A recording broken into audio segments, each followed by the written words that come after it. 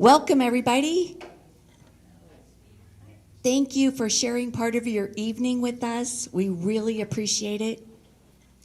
Hey, this meeting is for you, so please ask questions. It's an informational meeting. We have a little presentation to share with you, and then we're going to open it up for questions. To get started, I'm Glenda Cahoot, and I'm with Shive Hattery, and my counterpart is right there, Michael Clean. We were hired by the district to support them on the bond referendum. And Dr. Hazing, do you want to introduce yourself? Yep, so I'm Dr. Brent Hazing. I'm the superintendent here. This is my third year in the district. Prior to this, I was in Missouri Valley for 13 years. My wife and I, we live in the district. We go to church in the district. We shop in the district. My kids attend school here. So very much a part of the district of Lewis Central and the city of Council Bluffs as a whole. Hi, I'm Rob Zimmerman with Project Advocates. We started working with the district about a year ago, and we do program and project management for schools and nonprofits in the Omaha and Council Bluffs metro area, and help owners identify and prioritize needs for projects, and then manage the projects and from design through bidding all the way through completion. Brett Wallace, also with Project Advocates. I also am a graduate of Lewis Central and also still reside here. My son just graduated from here 2 years ago. So it's been a pleasure to be able to come back and work with the school and help them try to get through some needed improvements. And Brett walked every square foot of the district's buildings starting about this time last year through January, and so he did a full assessment of the conditions of the buildings. Good evening. My name is Matt Gillespie, and I'm from Piper Sandler in Des Moines. We are the financial advisor to the school district.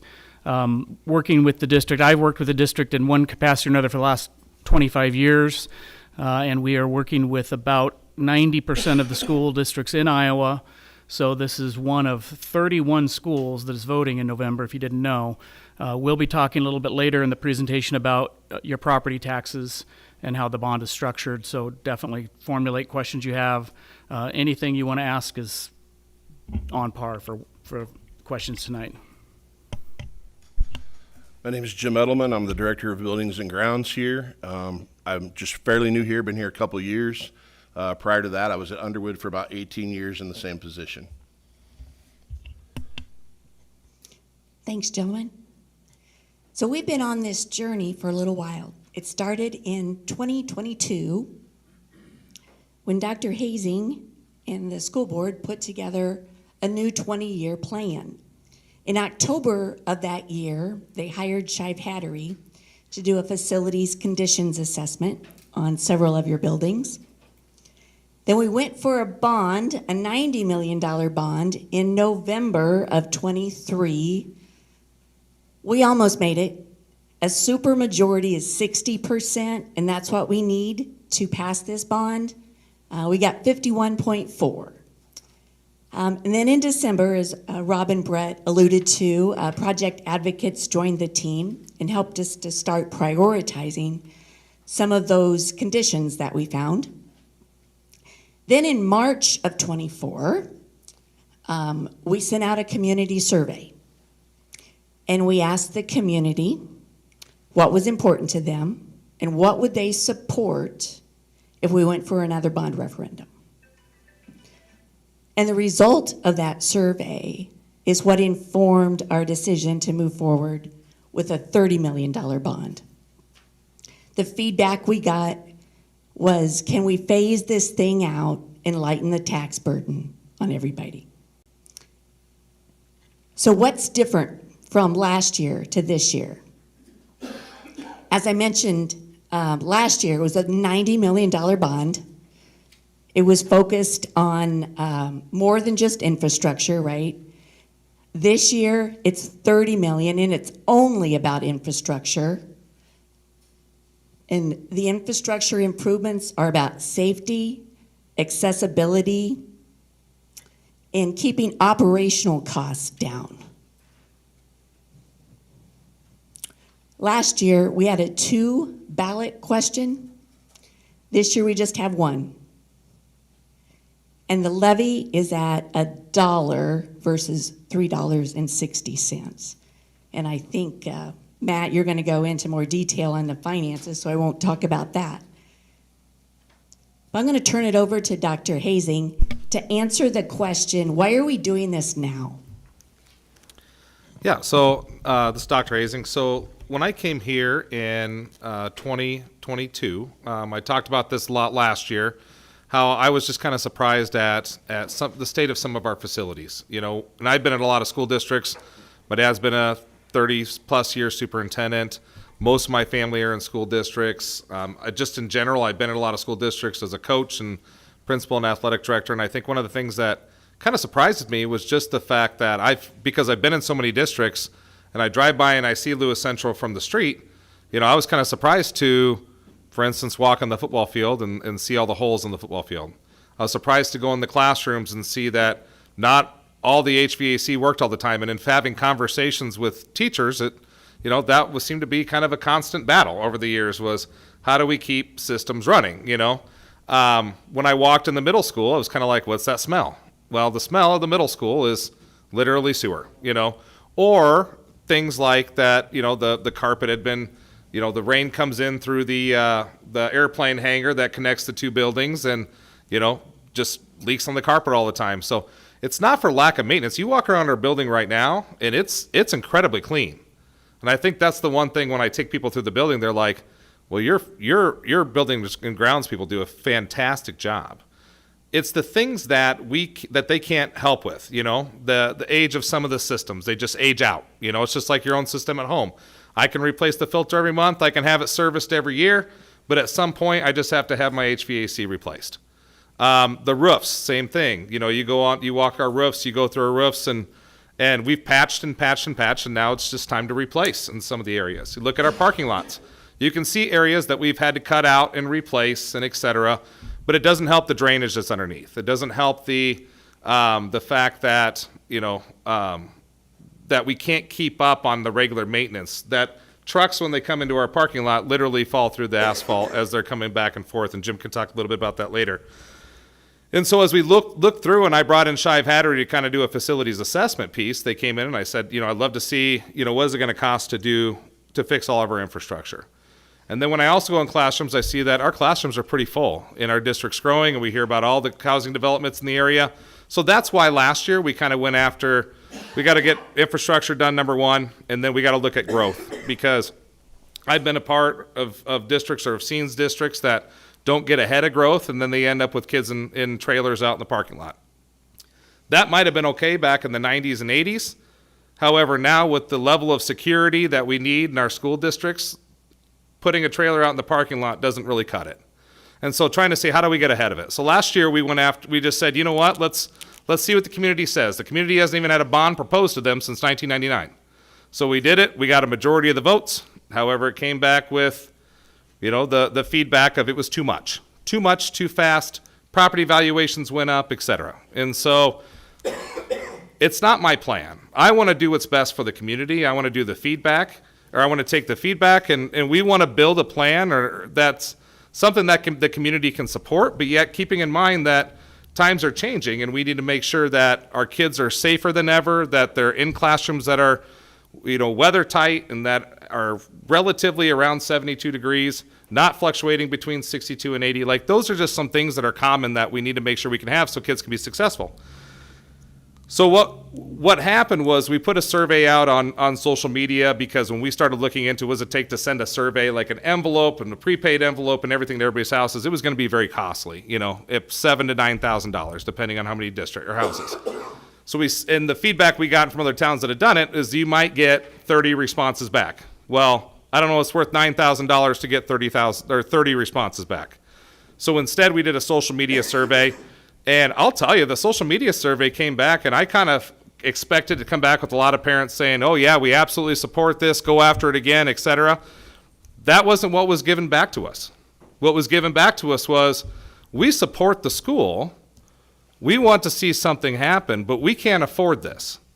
So go back to the drawing board, break it into phases, and try to come back with a plan that's something that we can afford. And focus first on infrastructure, because to go ahead and assume that all these housing developments are going to mean kids is pretty presumptuous.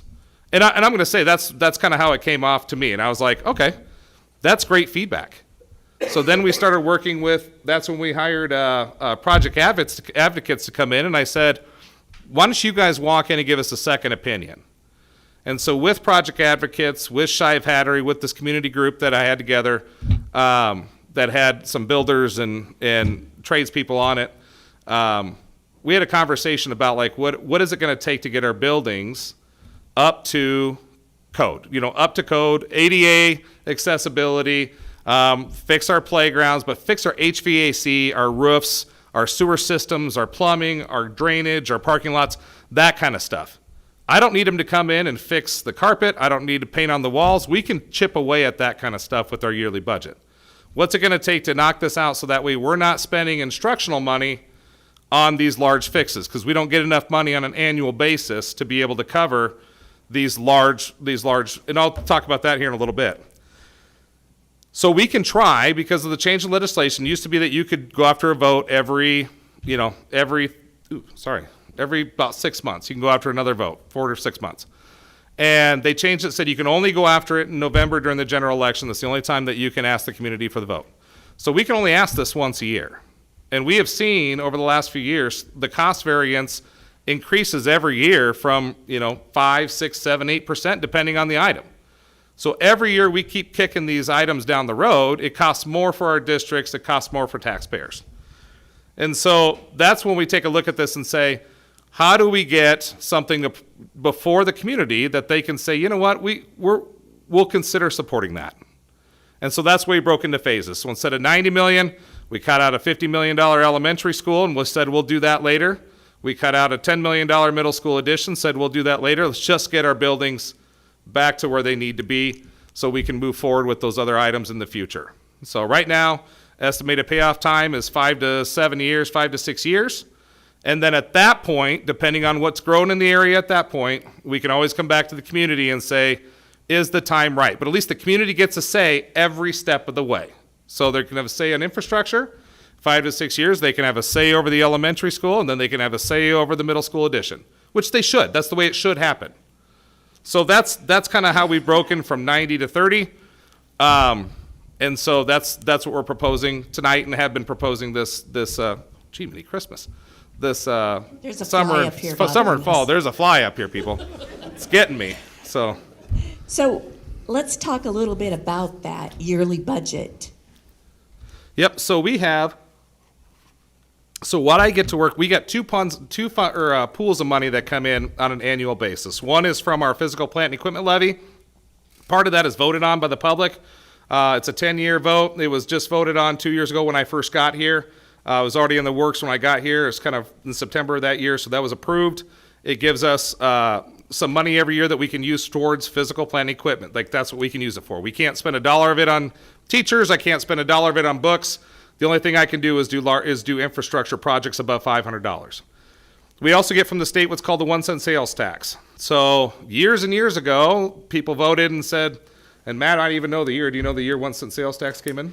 Well, it was a county tax originally that began in 1998, I believe, 1998 or 1999, when each county had a vote.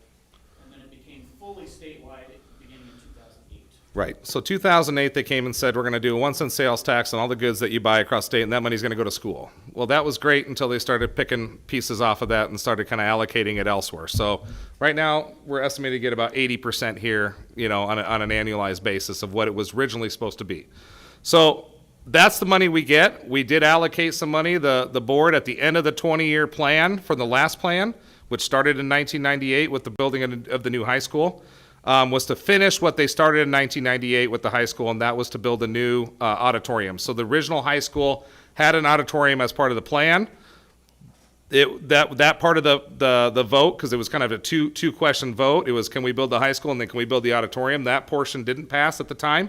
So they said, okay, once we've saved up enough money, we'll go back and we'll build the auditorium. So it was kind of the culmination of that original project. And that's what they held true to their word, and they finished that project. But that did take some of our 1 cent sales tax along with the operations building.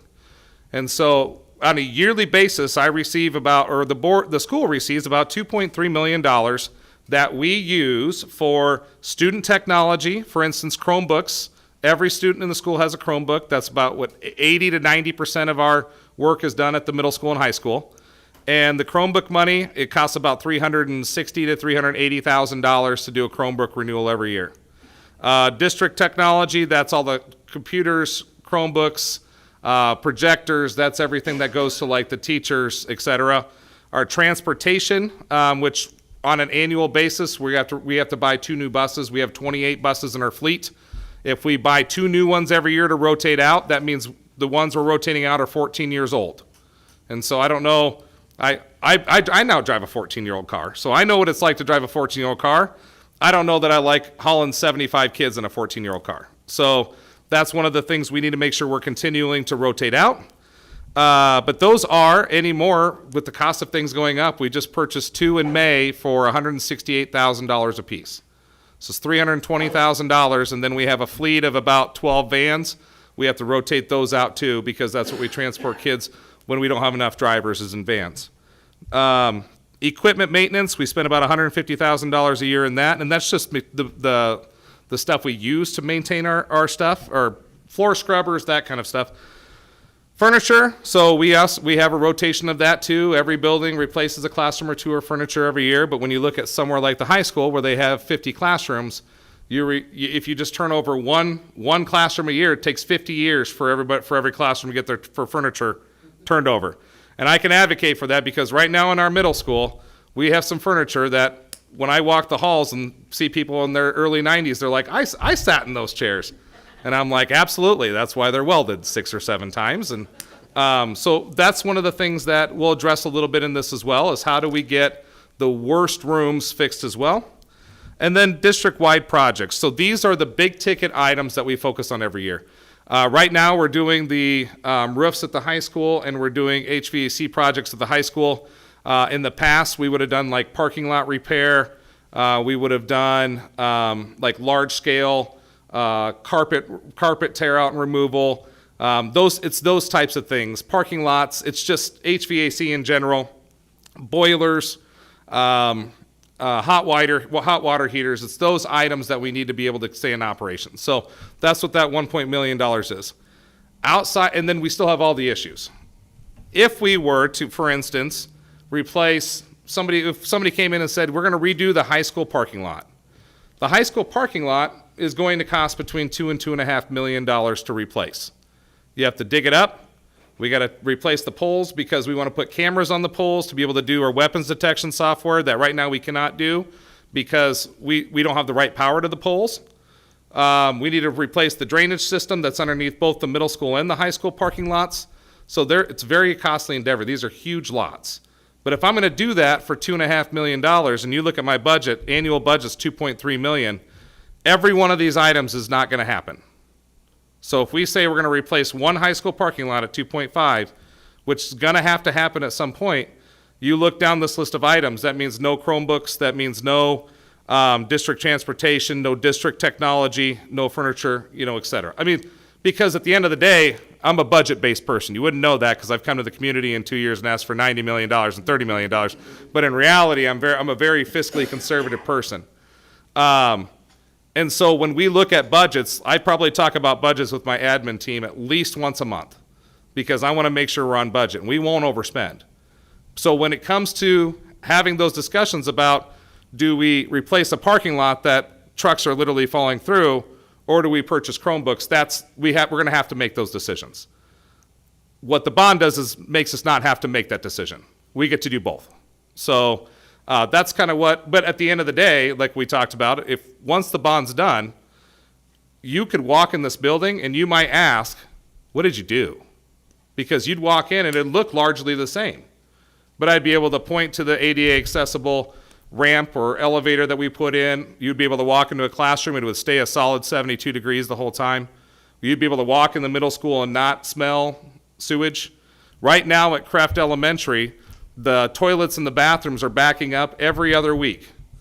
And the reason is, and we finally found out, is because there's about a 50 to 60 foot section of the sewer of the pipe, and you can talk more about that, where it's just eating out on the bottom, so we got rocks and everything and gravel coming in from the bottom. So everything that's flushed, that little kids like to flush, which is everything, gets caught up in that sewer system and is backing back up into Kraft Primary School.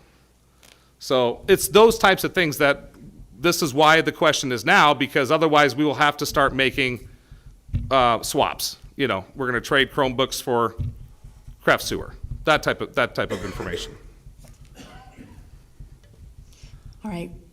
Why don't you guys tag team this? Maybe Rob, you can start with if we're able to pass this bond, where's that money going?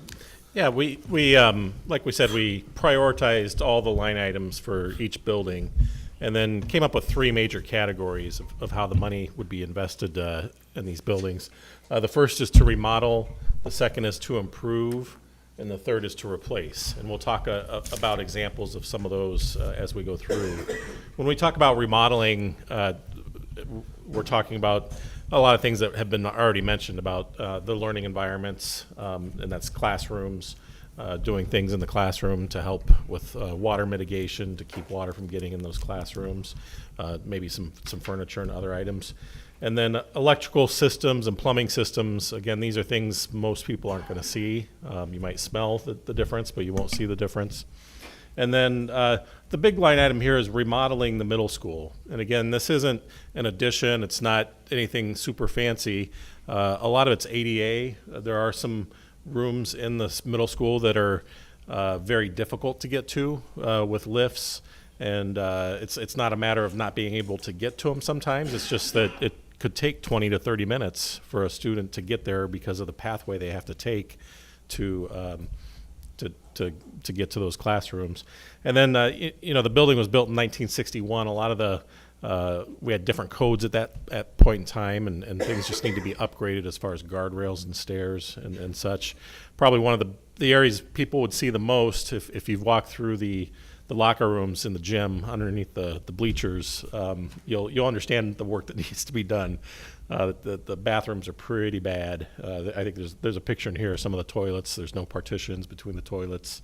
The showers don't function at all anymore. So we just need to get those updated and usable so that the kids can actually have bathrooms and locker rooms to use for PE. The second category is improving. One of the big line items, and it's not a big, huge dollar item, but a very important one is safety and security, and that's adding secure vestibules at the high school and at Kreft.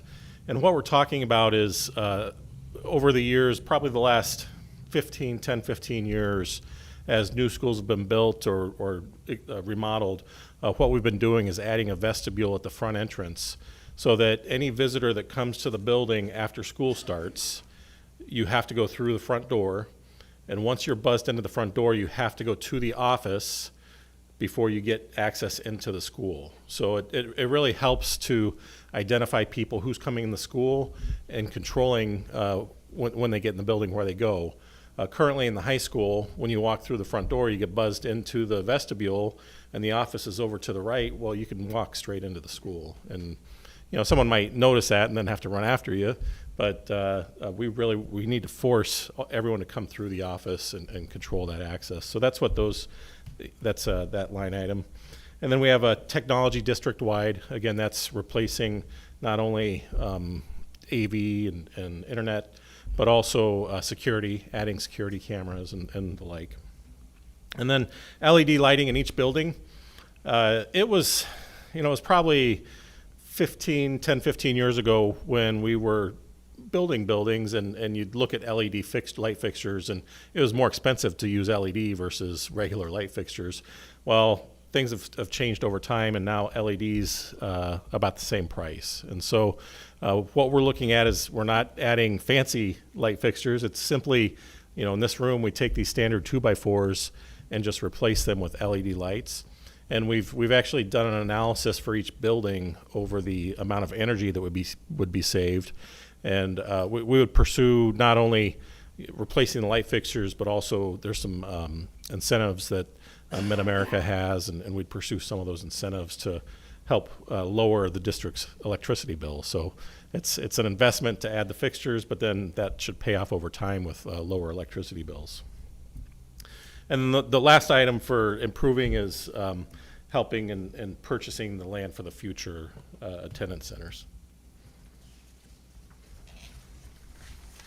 The last goal is replacing, and when we talk about the mechanical systems, what I like to relate to is, I have my furnace in my house is, it's probably 18 years old, and it's getting to be time to replace it. I spend each year, I spend a little more each year to repair, to make sure it's running correctly with both the condensing unit and the furnace.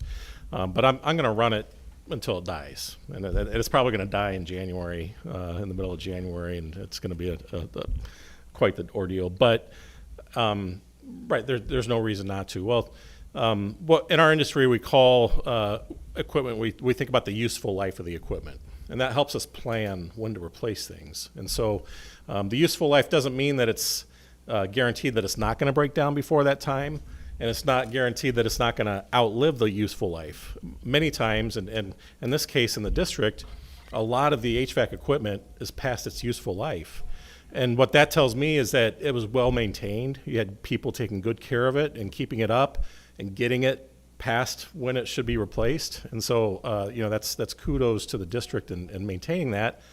But the reality is it's time, and it just needs to be replaced. And I might be able to make the decision to replace my furnace in January at home, but we don't want to leave kids stranded in January with no heat and not be able to go to school. So we need it's time to look at these items and replace them so we can get another 25 years out of those equipments. And then the next item is structural systems. Again, it's not really exciting stuff. It's, as we walk through, we call it tuck pointing. So, you know, the mortar joints in your brick, over time, they deteriorate and come out. You just need to replace it to keep the building watertight. When we look at buildings, you need it to be watertight and have, it needs to be comfortable, that it needs to maintain good temperature. And then the high school, middle school roofs, again, we started replacing those last summer. We did a good chunk over the gym and the weight room areas and the entrance. And it's just continuing the roof replacements at the high school, middle school. And then the playground equipment at Titan Hill and Creft, it's old, but we also need to expand the playgrounds. That we need to create more space for the kids to get out and burn off some energy. Right now at Titan Hill, we have, so Titan Hill, and I've talked about this before, Titan Hill is actually the second or third largest elementary in the state of Iowa. That means there's typically what you would see in an elementary school is more neighborhood type schools where you have, 400 to 500, 300 to 500 kids in there. Titan Hill is almost 1,000 kids. And so the building started off as a middle school. There's only one true playground at Titan Hill for 1,000 kids. And so we actually have 3 different groups in order to get them all in during the day. We have 3 different groups spread out, and we have one on the playground, one on what they call the not fun playground, or the musical playground. Sorry, musical playground, my fault. Musical playground, which at least has a blacktop, and then they've added a third playground, which is just up in the grass. So they can roll down the hill, they can run in the grass. That's their third playground. We just added I would say bocce ball, it's not bocce ball. It's a Gaga ball pit there. So taking a look at that and trying to figure out, what can we do to give the kids, because we want kids to want to be outside. I mean, that's the biggest thing now. Kids spend too much time inside, too much time on electronics. We want them to run around, burn off some energy, play. But we need them to do so in a safe manner.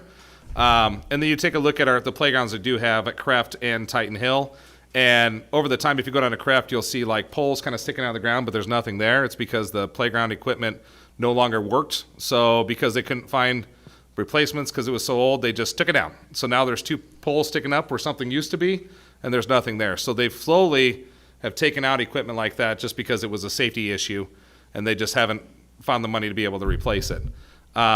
In both Titan Hill and Creft, they use mulch as a base, and it's a very safe base, but it does not allow our students with mobility issues to go out and hang out with their peers. So they kind of sit at the blacktop. I wish I could have taken a picture of it the other day, but I thought it'd be like inappropriate where a little guy at Titan Hill was sitting there cheering on his friends as they're playing tag out in the playground.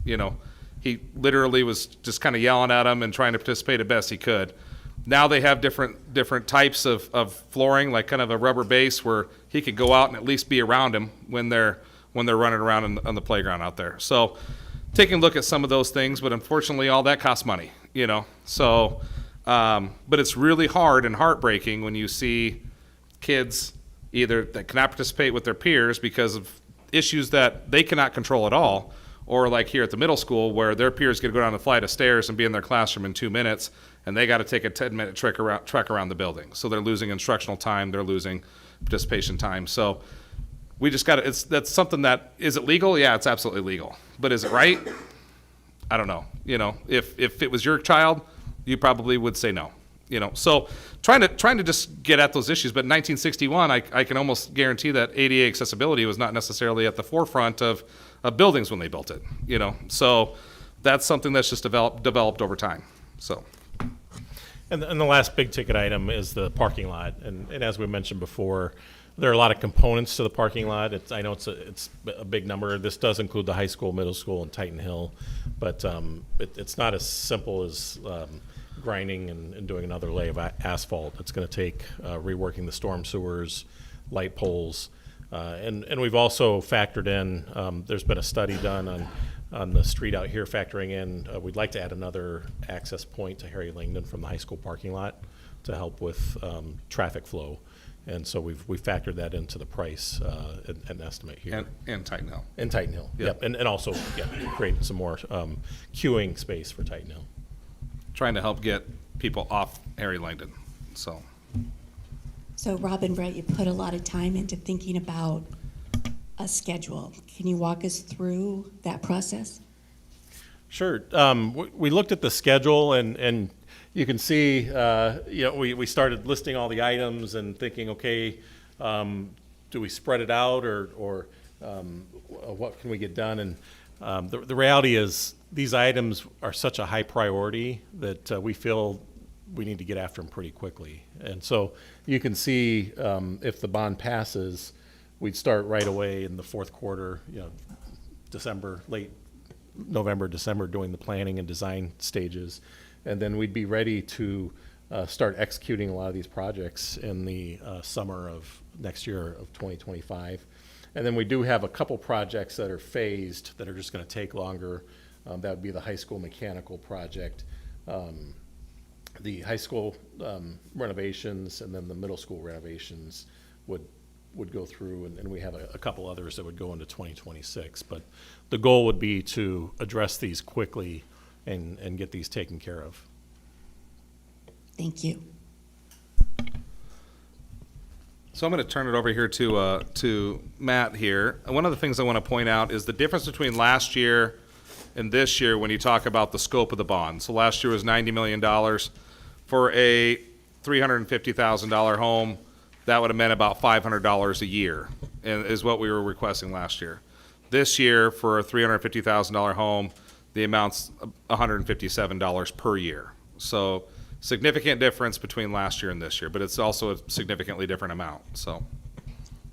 Good evening. Just to remind you, my name is Matt Gillespie from Piper Sandler in Des Moines, and I am going to go over the one page that was out on the table or that I handed to you that looks like this. There's some very tiny type on it. We're going to start on the side of the page that has the big words where you see 2025 Series 1 and 2, 2026 Series 2 and 2 of 2, and then we'll go to the other side of the page, which is probably what's of more interest to most of you. But there's a few things to point out that are on this first side. So just to make sure you're on the right side, in the very top left corner, it says property values by class of property. So what that little quadrant up there is showing you is this current fiscal year 25, our property values are always a year behind. So for this fiscal year that we're in right now, you are being taxed off of the value of your property from the January of 2023 value.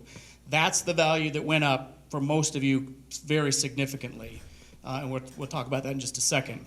But what you see then in that long, skinny rectangle, two different tables up there, the one under the yellow box is the assessed value, which for residential property and commercial property now should be very close to the market value. It was not before. State law dictates that your assessor assesses your property at somewhere between 95% and 105% of the actual market value for residential and commercial property. That was not being done because property values across the entire country had risen so significantly. So last year the state mandated that every county assessor, so it was not unique to this district or this county, it happened everywhere. So you saw your assessed value increase very significantly. However, the assessed value really means nothing as far as your property taxes. So we'll get into that in just a second. The other box that's right underneath that one is the taxable value. So that's the more important value to you because that's the value of your property that actually has the property tax applied to it. The difference between the assessed value and the taxable value, for the most part, is rollback, which we'll discuss.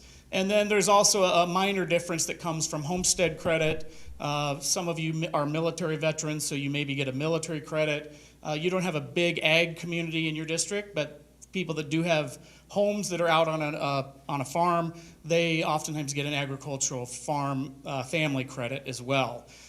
So the difference, again, between the assessed and the taxable is mostly the rollback. But what you see in that big table there, again, the top left part of the page, we're going to look at the bottom right-hand corner of the top left section. It's the one that has that red kind of roundish rectangle around it. And what that's showing you is that for this current year, 43.6% of the property taxes within this school district are being paid by residential property, so homes. You see only 1.9% is being paid by agricultural land, very low. That's one of the lowest in the state. Even Des Moines might have more than that, actually.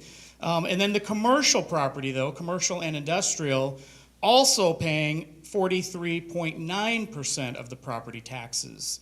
So the point here, and then other 10%, that's for the most part railroad, those types of things, other miscellaneous things. But the point here is that the commercial property in your district, it's a fairly unusual makeup because you have so much, at least a percentage basis, that's coming from commercial property. Now, if you happen to own a commercial property, if you're the barber or the flower shop or whatever, you already know that you pay pro rata more taxes than anybody per $1,000 of taxable value. You probably already know that. But here in your district, the point is that commercial property, the commercial property doesn't get to vote. The owner does, of course, if they live in the district. But the property itself doesn't get to vote, but you do. But you're getting the benefit of paying only about half of the cost of these types of things that are related to property taxes, because the commercial property is picking up such a significant portion of that in your district. That's a benefit to be seen from most of your perspectives. Again, if you happen to be the person that owns that commercial property, you may not see that as the benefit. If you look at the top right-hand corner, it's very difficult to see on the screen, but you can see it a little bit easier if you look on the sheet. This is just to speak to the difference between what happened last year when your property value increased and what's happening with the actual taxes you're paying. So what you see there, this is a real property that's in this school district. So it's not just a fictitious made-up thing. And you see in the top portion of that rectangle that the January of 2022 assessed value, actually that's the very top part, it's just showing you the rollback. The rollback percentage last year was 54.6% for residential property. This current year, 46.3%. So you saw your assessed value, most of you, not everybody, but most of you, you saw your assessed value go up very significantly. I live in Urbandale. My assessed value of my home went up 29%, but the taxable value of my property did not go up 29%. Many people don't understand that, and last year especially, when you got that letter in the mail, a lot of people were freaking out, thinking, oh my God, my house went up 29%, and my taxes are going to go up 29%. The same thing happened with ag land, by the way, although that doesn't impact you too much in this district. But the rollback by law is intended to adjust for that, and it does, and it did. Again, in my house went up 29% in assessed value, but the taxable value only went up maybe 3 or 4%. And I don't mean only, it still went up, but not nearly what people thought it was going to go up. And the example of it then is in that top box underneath the line. So you see this particular house. Last year, before you got that letter, that house was assessed at $270,700. If you look at the section below that, you see that this year, which was after that letter, the letter announced this big rise, that property went from $270,000 to $292,000. So I think most people would have assumed that their taxes were going to go up. But because the rollback changed by law, it wasn't somebody in Des Moines that just decided it was a good idea, or somebody like me that thought, oh, this sounds like a great number to apply. It's a mathematical calculation that must be applied by state law. So it was adjusted from 54% to 46%, you can see there. So the prior year, the house was worth less money, but the owner was paying a higher percentage of the value. So this is the one that. Yep. Yeah, this has the same numbers that are in that top right box. But this is what your tax bill looks like. Actually, this isn't the tax bill. This is from the assessor's website. But you can all go out and look at this for your own property. Of course, we have this is where it would show you the address, the owner. That's none of our business, right? Although anybody can go out. I can go out and look at your property anytime I want to. It's public information, and I'm sure you all have done that already. Probably looking up your ex-wife's property or something just to see what that value's worth. But the point here, you can see this is 2023, and this is the valuation year, always a year behind, So 2023 is for fiscal year 25. 2022 is for fiscal year 24. So this person's home was assessed at $270,000. Now it's assessed at $292,000. But because the rollback percentage changed, they were paying taxes last year on $147,000. Now they're paying taxes on $135,000. So this isn't going to be exactly the same for every single person's property, but it's going to be real similar to this. So the owner of this particular house, their house went up in value, but they're actually paying less taxes. At least the value that's being taxed is being taxed at a lesser rate. Now the rate, which isn't specific to tonight's discussion too much for the whole rate, but last year this person, of course, lived in the city of Council Bluffs, the county of Potawatomi, this school district, the community college district. All of those taxes together, all of those entities levied $37.91. This year it went down a little bit to $37.33. So that was a little bit of why the property tax bill went down. But the bigger reason was just that the taxable value went down. So if you were thinking that because you saw that giant increase, maybe not giant, but a significant increase in your assessed value of your house or your farm, if you happen to be that 1% in this district that owns a farm, that's not really a big deal. The only thing that did, there's two things that increase did for you. One thing, it helped the municipalities, and one thing, it helps you. It helps you because now your property appears to be worth more money. Now, that doesn't mean it's worth more money. That's just what the assessor says, right? Your property is worth what somebody's willing to pay you at any given moment. So yesterday, they may have been willing to pay you $200,000. Today, they may only will pay you $195,000. So the market value is constantly changing, depending on what the mood is of people, who is going to buy it, et cetera. But the taxable value is what we're really looking to, excuse me, to determine how much tax you're going to pay. So that's very important for you to know. The bottom of that section, and you guys can ask questions about this when we're done, about any part of this you want.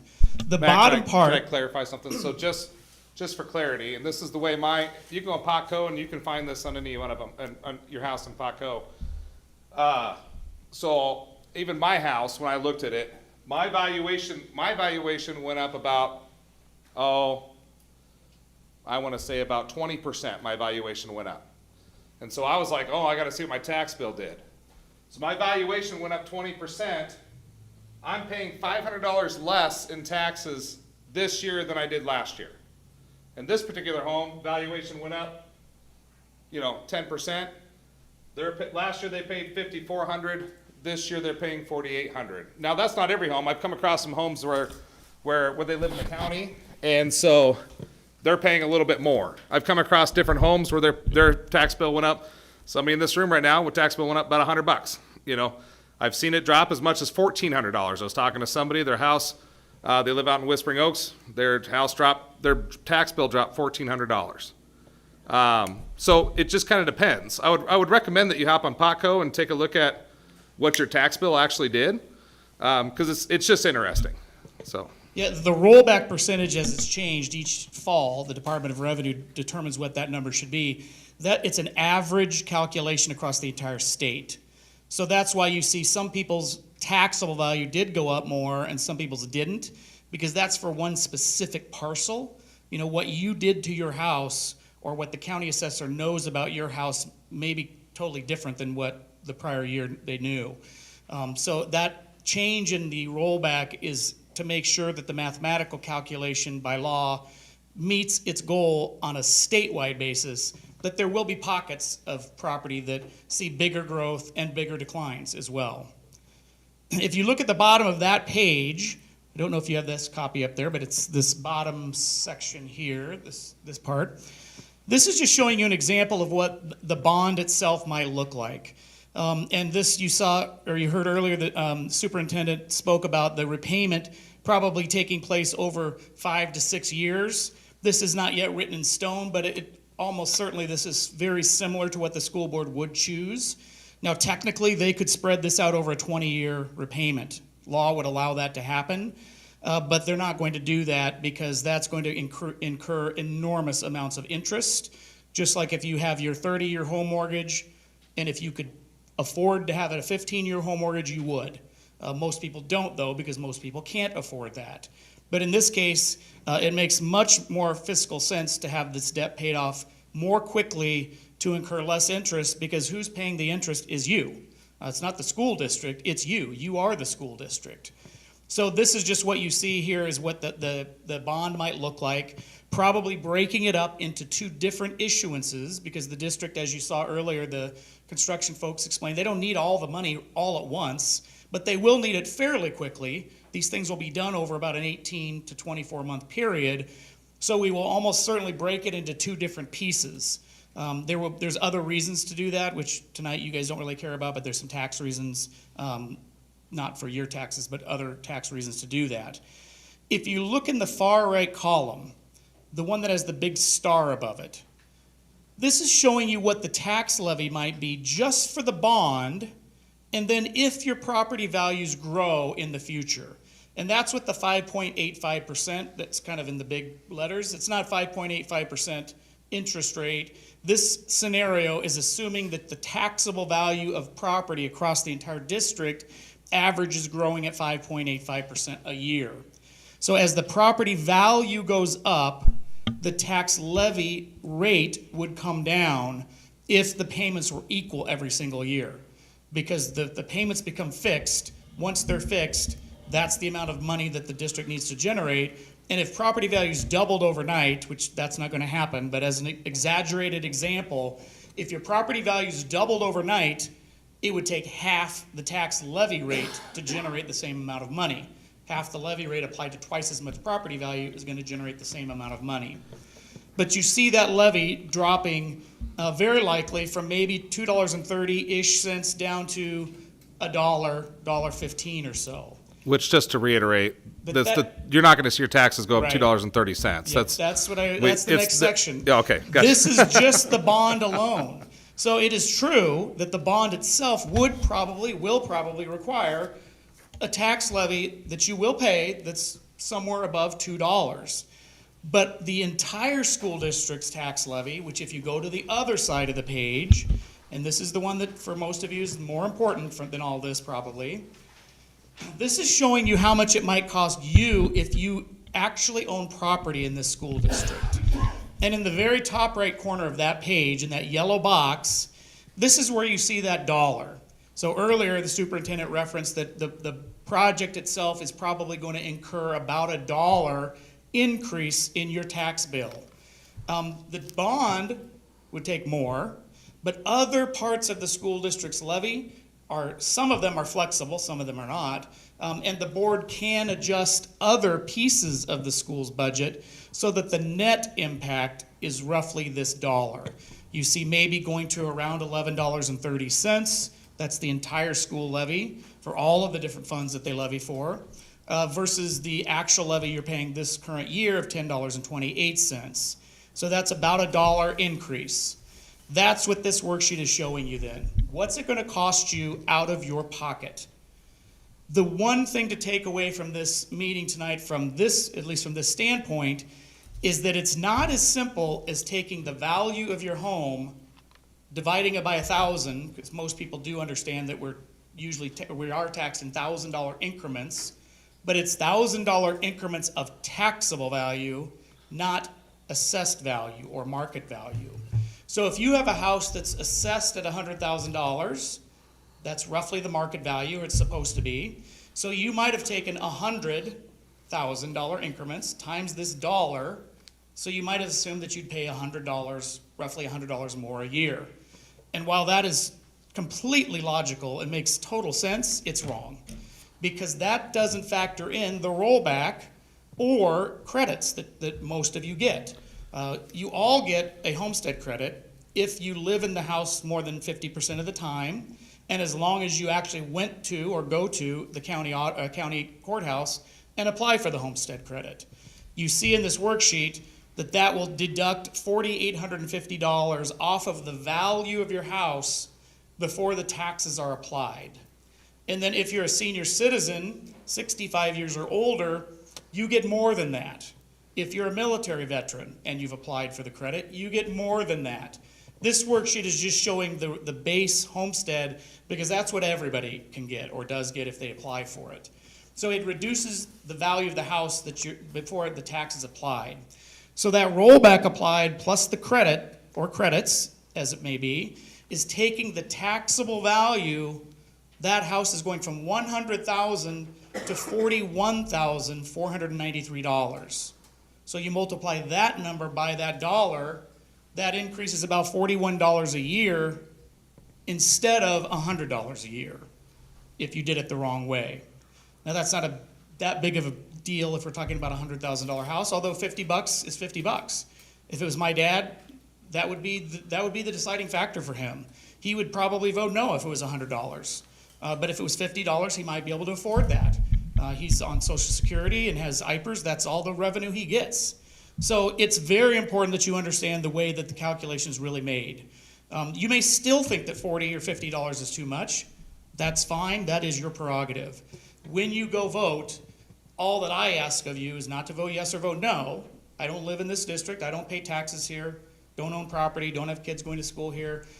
So I don't have an opinion about it. You need to decide if you think that these projects are worthwhile. But I want you to go vote, whether you vote yes or no, based off of facts, based off of true information, not misinformation, gossip, maybe lies. Sometimes that happens, we know. Don't listen to your sister. Don't listen to your grandpa. Don't listen to your neighbor. There's no reason to do that. It's this simple.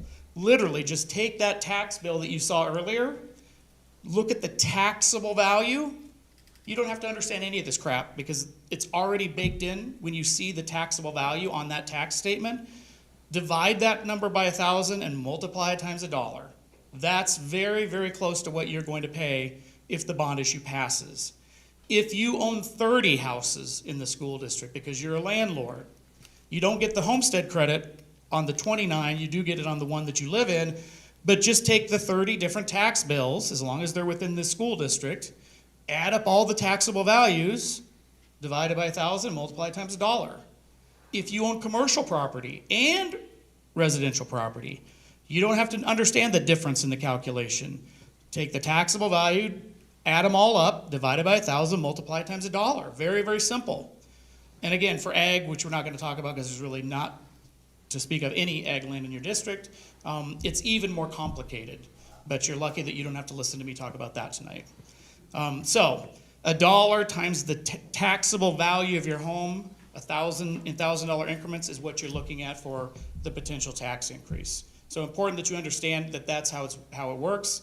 Easy to find on the Pot County website, as Superintendent said. If you don't know for sure, if you don't have the bill that you got just a month ago or so at home, that's what we were showing there. That was that person's bill that they got in the mail.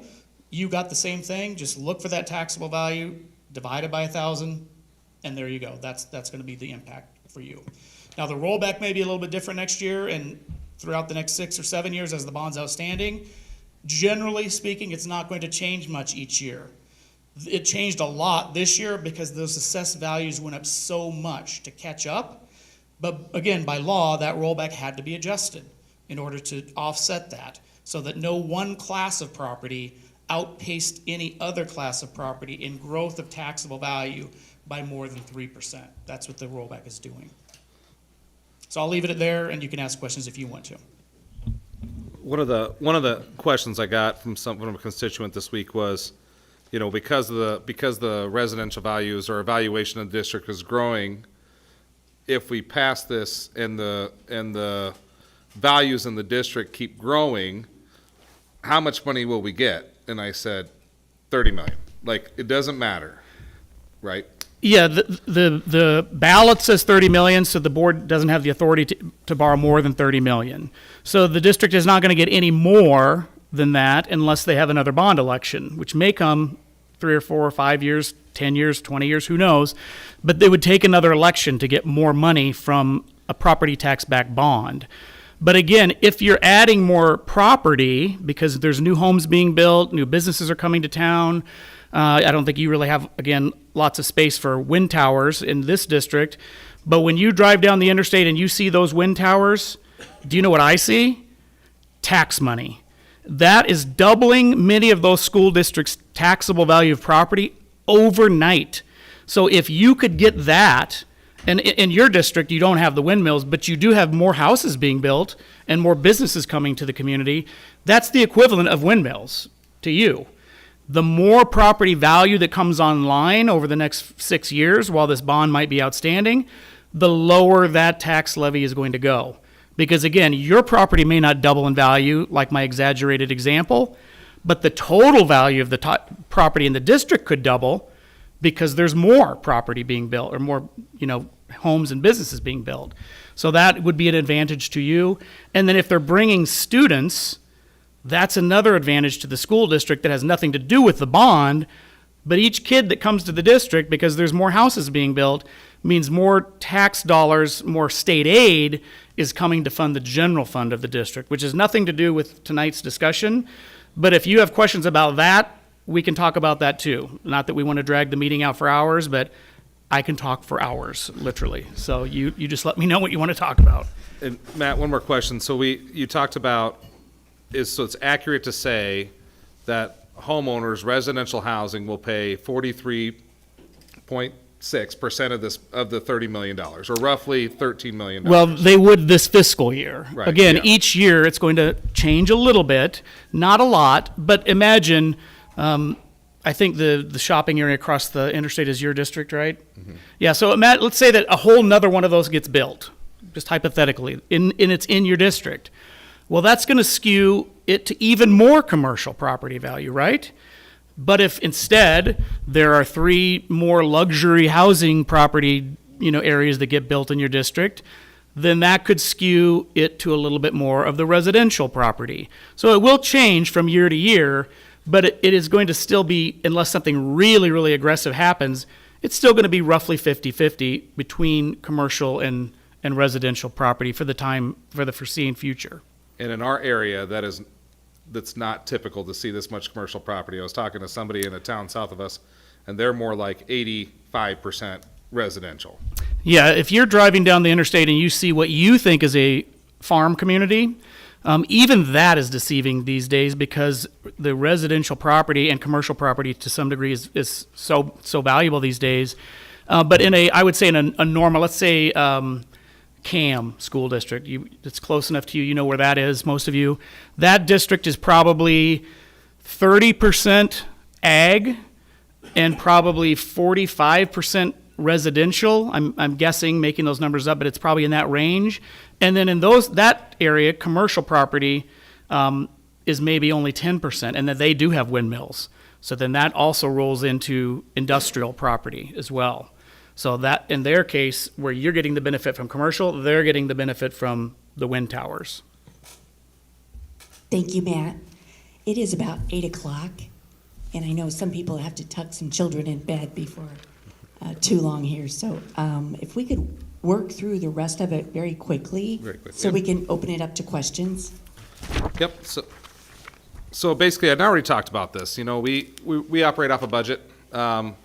And budget every year. We have a budget hearing, allows community input.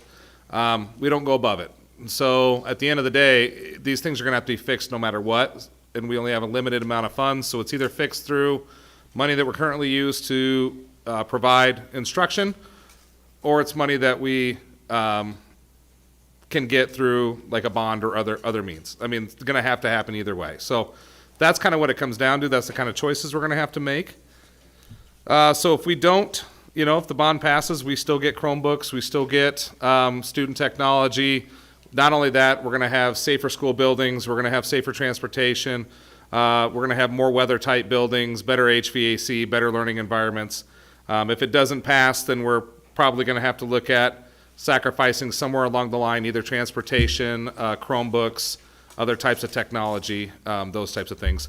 One of the things that I do want to point out is somebody always asks at some point, why don't you use this money to increase teacher salaries? And the reason is we can't. This money is very specifically for infrastructure. Community votes on it. The community owns the school. So the tax money has to go into the school facilities because that's what the community owns. So let's talk a little bit about our tax rate over the last few years. So in 2003, tax rate was $14.25 here in this district. Paid off the last bond, the only bond we've had for the high school in 2015-16. So you kind of see a step drop there. And then that's where we bring it down to our current valuation at $10.24. The board had an option when the bond rolled off, and the option was bring it to the community and renew the bond and keep that levy stable. However, the board, and I've talked to a lot of board members at the time, the consensus at the time was that our buildings were still in pretty good shape, so there's no reason to spend money that we don't necessarily need to spend. They could have asked for it, they could have maybe gotten it, but then what would they have done with the money? And so now they said we're just going to wait until we get to a point where we actually need it again, and that's kind of where we're at to this point. So it's returning back to previous levels that we had. If we go to the next one, how does our tax levy compare to other districts? We always do a local comparison, so you see we're at $10.28. Council Bluffs is at $15.97, Creston's at $13.71, Glenwood's at $14.50, Trainor's at $14.25, Underwood's at $14.45, Red Oak's at $15.09. That's where we just kind of compare with schools in our area. If we look at, means that we're $3, $4, $5 less than pretty much every school in the area, this would bring us up $1. So we'd be at about $11.30, where Council Bluffs is still at $16. And the reason that that's the difference is like where my house is located. If my house was a half mile to the northwest, I would be in Council Bluffs district and paying $5 more per thousand. How does our tax rate compare with similarly sized school districts? So if you look at, these are all schools that are in our football conference, for instance, because we get a lot of people traveling to football games and they say, well, how come they have better facilities than ours do? Have you been over there? It's fantastic. And I'm like, I know, but let's look at the tax rate. You look at ADM's at $17.88, we're at $10.28. Carlisle, $17.91, DCG, $18.70, Indianola, $19.73, Norwalk, $18.37, Winterset, $15.90, that's where we're going this Friday, and then we're sitting at $10.28. And the reason I show this is not a woe is me, it's people always say, it gives some perspective. People are like, well, our levy's pretty high. But in reality, out of 331 districts in the state of Iowa, we're maybe in the 10% lowest right now. Even if we pass the new bond, we still wouldn't crack the 50%. We're still one of the lower districts regardless property or per levy in the state. So that's one of the things we look at. And then you go to the next one. These are projects that are currently underway that we're utilizing money for. High school chiller HVAC. We took a look at, we had some money set aside to purchase land from the sale of land. And we sat there and said, okay, how do we expand? How do we purchase land in a timely manner? Because land is only going up in price and it's disappearing fast. So how do you take a look at land and try to figure out where you want to place a new building? However, when the bond didn't pass, we had to take that money that we were going to spend on land and we had to do something. And so we took a look across the district. We said, listen, the high school chiller is shot. We need to put it in the high school chiller. We need to put it in, we need to get some controls in. The high school was a one-off or on and off system. Either it was all on or it was all off. So we put in some controls and some zones to be able to get some efficiency out of it, replace some roofs. That budget right now is coming in under. We had budgeted about $3.5 million. We're probably going to end up spending about $3.3, and we're doing it in phases. So we don't have everything kind of going down at once. We did the roofs. Now we just approved the high school chiller and HVAC, and now we're moving to some of the Titan Hill stuff to make sure we can get those classrooms up in order. So just so you guys know, like that's why the land is in it, is because we're spending money that we had saved for land on current projects. So that's why the money for the land is back into the bond, at least a portion of it. So. The land would be located here locally. People have asked me, what if we, Harry Langdon's crazy. And I tell them, listen, we're not even going to be able to build another school for 6, 7, 8 years. And so it never hurts for us to make sure that we have land, because land is going away and it's never decreasing in value, waiting to see what happens in Harry Langdon. If 6, 7, 8 years from now, and I hope to still be here, I got $1 that's for, 6, 7, 8 years from now, we go back to the community and we say, okay, I think we're ready for the elementary school. We're paying off the bond.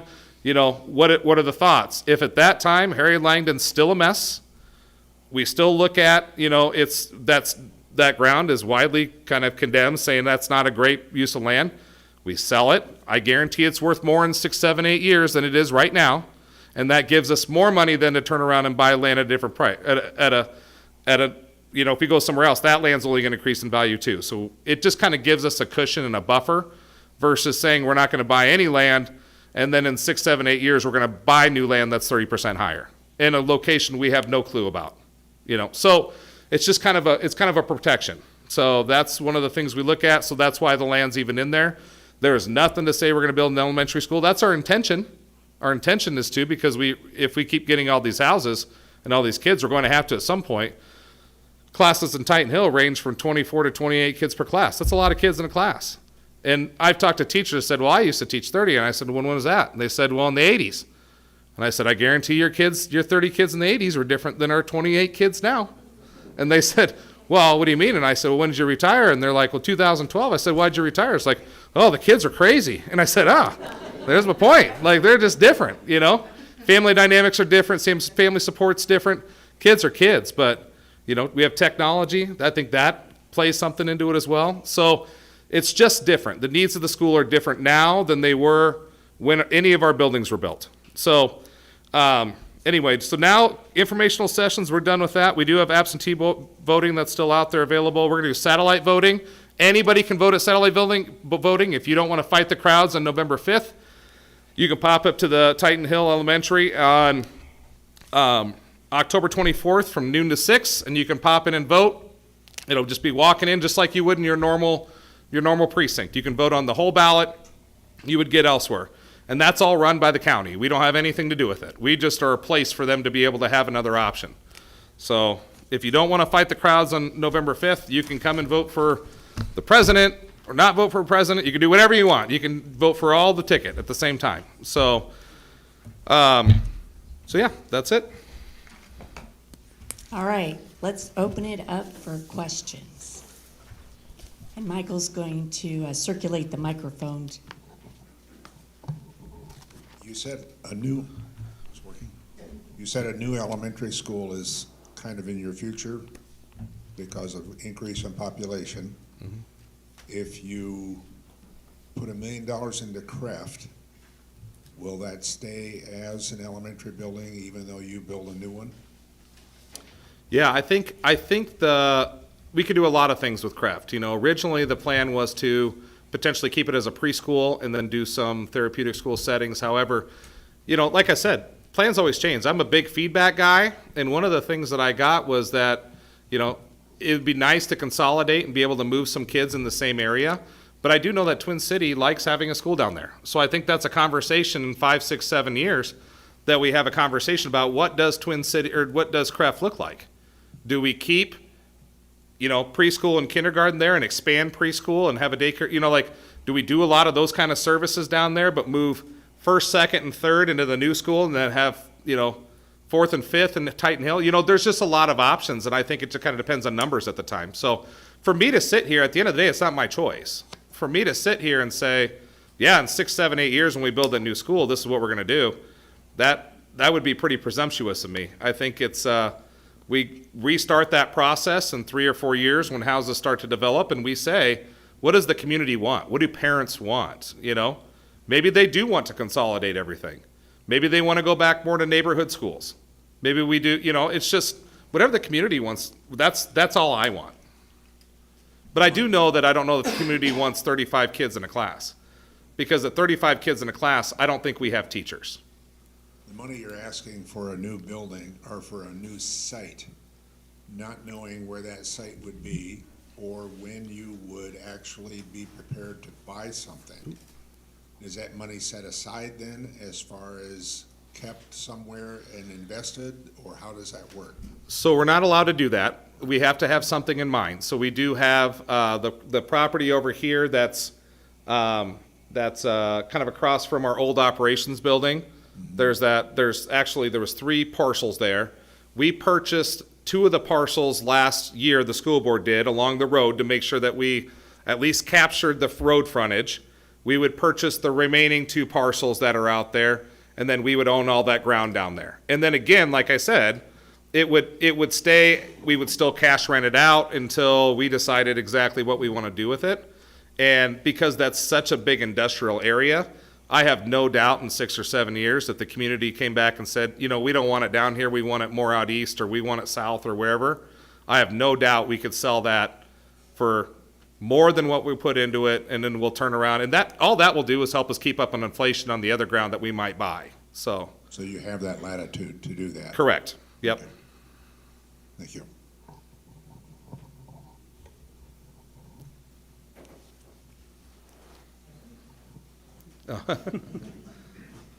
The only reason we ask you to talk to the mic is Yeah, we so got they a can little hear you mic sitting in front online. of the speaker, so that people at home can hear your question. Are any of the improvements at the high school mechanically or infrastructure-wise going to help in the future when hopefully the high school brings back some of the industrial tech programs that we shoved aside years ago? Yeah. So the exciting thing is those programs are back. So we actually just opened this year for the first time with the help of a personal. And here's the deal: even though even though the school's asking the community for a bond, I'm still constantly seeking out grants, personal donations. I mean, I'm checking phones all the time trying to figure out who could help us do things. We found a local donor who donated $193,000 for us to starting welding plan or welding thing this year. So we have I would say close to state-of-the-art welding program that's in the high school. We kind of built a internal room within our shop in there, and we have 12 welding booths in there. They're able to do a variety of welding. They're going to offer certification programs for Iowa Western and the industry certifications.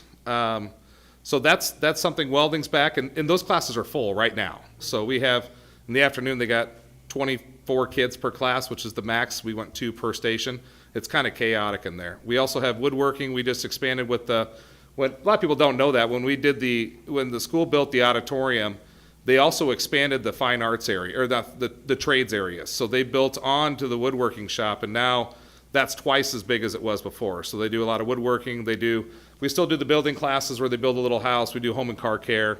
You know, we do a lot of drafting, that kind of stuff. So my goal is to continue to, and we've kind of revamped too. That's why we're moving from trimesters, where that's what the high school and middle school do right now, to semesters starting next year, is because it better aligns with Iowa Western, because we want every kid to leave school with not only a diploma, but hopefully a certification, something, or that they have a bunch of college credits and they can go on to a 4-year school. Not everybody's a 4-year kid. So we want to know if you're not a 4-year kid, you want to be an electrician, why don't we help you become an electrician right now? Not wait till you graduate and then go to electrical school. We're going to help you right now. So really kind of right to your point, that's exactly what we're doing here. So.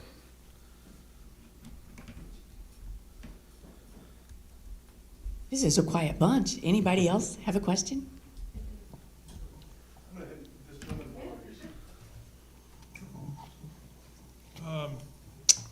There's always rumors about the swimming pool. I know this is petty. Is there plans to continue using the swimming pool, or is that going to be dug up? No.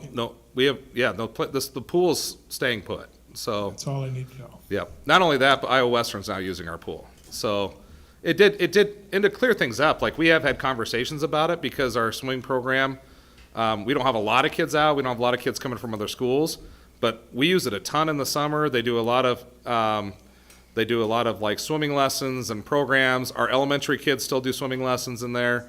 Now Iowa Western's using it, which means that if we do something at the pool, they're going to pay a portion of the cost to help us redo it. So those partnerships help out a ton. So, Thank yep. you.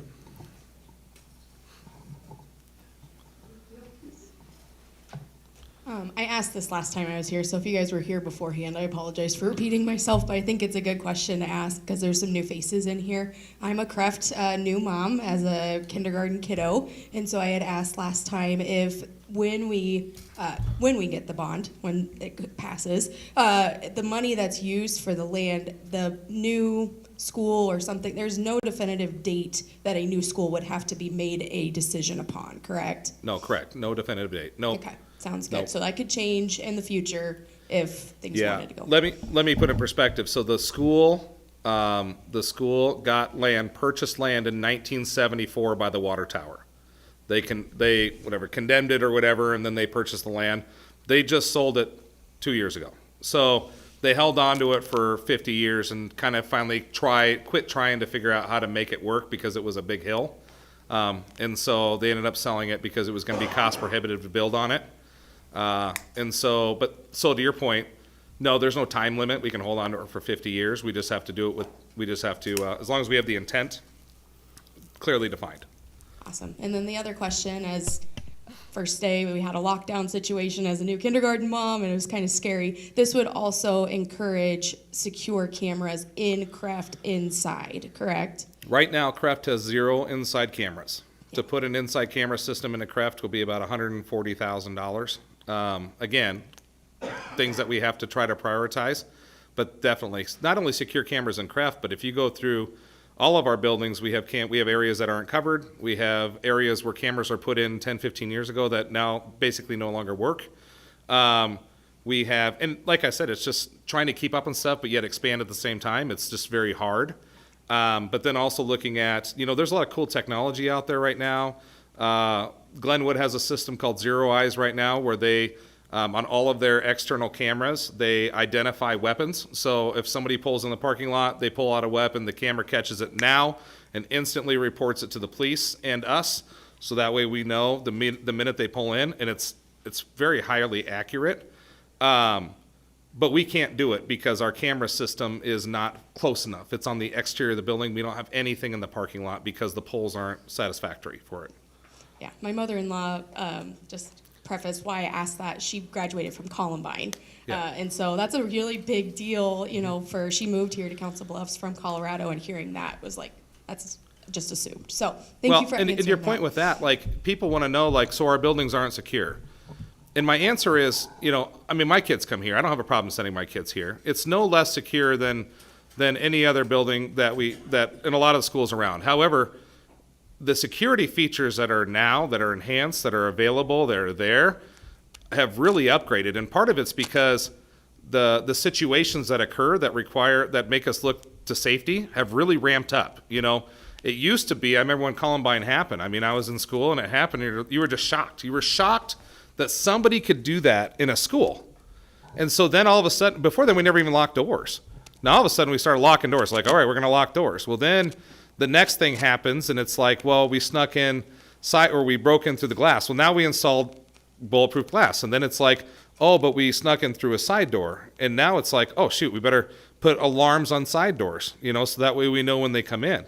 It's like, it's kind of enhanced as we've gone. And now it's gotten to the point where there's so many of those instances, and locally too, between Iowa and Omaha and other areas, that now we sit and say, okay, what we thought was safe, like at the high school, to put a vestibule on the high school in 2000 when they built it, where you have to buzz into the first, and then you on a camera inside the vestibule, and then to allow you into the second space, that seemed perfectly safe, probably ahead of its time, But now it's like, what if that person had something behind his back? All we see is from the neck up.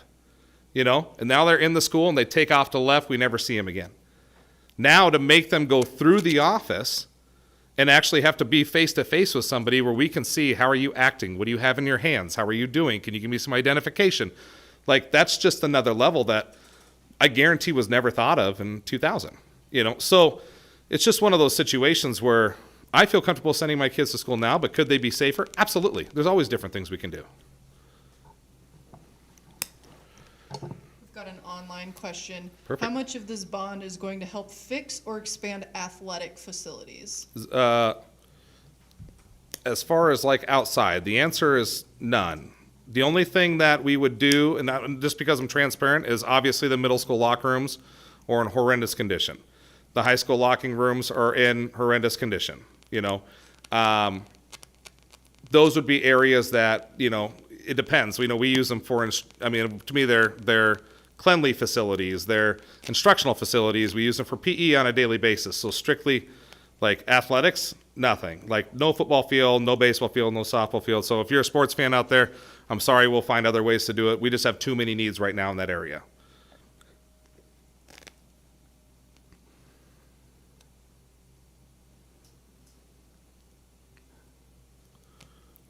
Anybody else?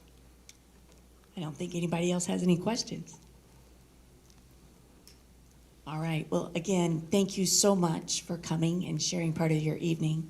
I hope it was informational, and we appreciate you being here. Let me back up one thing, Emma, just because I want to be crystal clear on this. So one of the things when we put a lane, so the city requires the lanes to be you can't put like one lane right next to the other. We can't put an entrance and then 3 feet away put another entrance. That creates log jams. So they want the entrances to be so far apart. One of the things we would do is, in order to put the high school the second entrance, because we get 1,000 cars in our parking lot, and to have one exit and entrance is very difficult. So by adding a different exit and having more of a traffic flow, that would help us tremendously, but that's got to go somewhere. So the tennis court right now is it's trash. They won't even come out and fix it. So we were going to have to grind it down and redo it. This lane would go right over where the tennis court currently is. So we would just replace the same tennis court, just locate it in a new area. So I don't want somebody online to be like, you didn't say you're going to do sports. And I'm like, well, technically we're moving a tennis court. We're just moving it. So, but that's it. That's the only thing that would touch on athletics. We'll put a new skin around the athletic building because it's rusted and it looks really bad. So, and redo some of the bad insulation inside. But outside of that, that's it.